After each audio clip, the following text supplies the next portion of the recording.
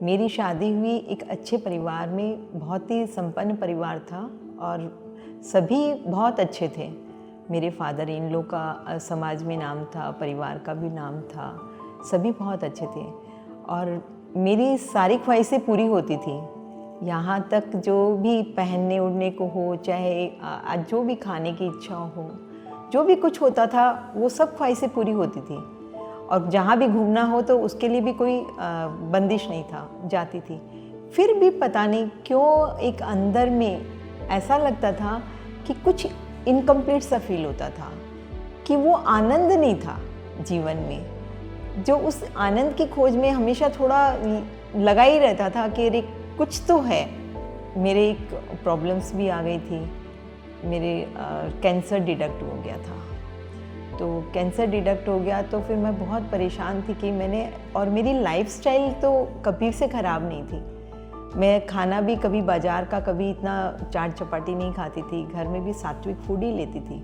उसके बाद में भी ऐसा क्या हुआ पता नहीं, तो डिडक्ट हुआ था। एक बार तो मेरे पाँव के नीचे से ज़मीन ही घिसक गई कि मैंने ऐसा क्या किया है। पहले तक तो यही जानते थे कि पता नहीं मैंने कैसा कोई बुरा कर्म किया है क्या। कर्म सिद्धांत में यही जानते थे पहले कि बुरा कर्म किया है, उसके फलस्वरूप ही मेरे ये पीड़ा आई है।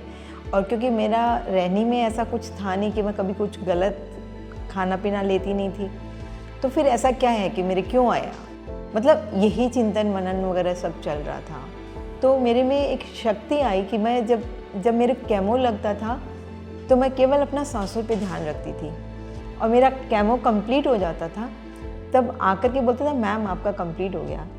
तो मैं समझ नहीं पाती थी रिवा।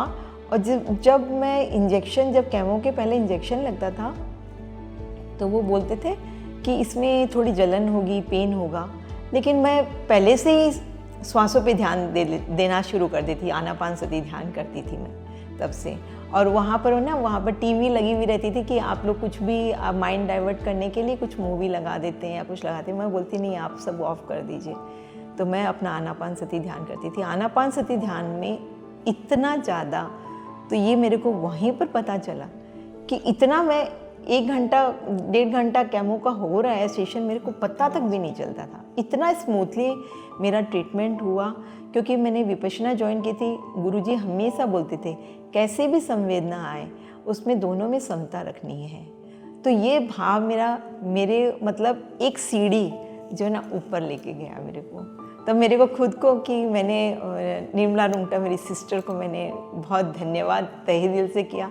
शायद मैं नहीं जुड़ी होती तो वो कर्म सिद्धांत, पता नहीं मैंने क्या गलत किया है, मेरे जीवन में ऐसा क्यों आया है। तो इस प्रकार से मेरी ध्यान की यात्रा शुरू हुई।